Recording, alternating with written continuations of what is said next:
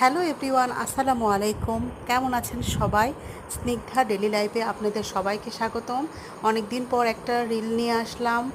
বিকেলের নাস্তায় যদি এরকম একটা ডেজার্ট তৈরি করা যায় তাহলে বাচ্চারাও খুব খুশি হবে আর অতিথি আপ্যায়ন করা যাবে।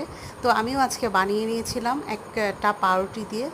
পাউরুটিগুলো আমি প্রথমে ছোট ছোট করে কেটে তেলে ভেজে নিয়েছিলাম। তারপরে 2 টেবিল চামচ চিনির শিরা জাল করে নিয়েছিলাম। যার যেরকম মিষ্টি পছন্দ সে সেভাবে মিষ্টি দিতে পারবেন। তো তারপরে আমি কর্নফ্লাওয়ার গুলিয়ে দুধের মধ্যে দিয়ে একটা ঘনত্ব তৈরি করে নিয়েছিলাম। ওটা মালাইয়ের মতো করেছিলাম। তারপরে খুব ঘন হয়ে আসলে এই তো পাউরুটি দিয়ে দিলাম, সাথে 1 চামচ ঘি দিয়েছিলাম। ঘি দিলে খেতে অনেক ভালো লাগে। তারপরে আমার বাসায় কিশমিশ ছিল, বাদাম ছিল না, তো কিশমিশ দিয়ে গার্নিশ করে নিলাম।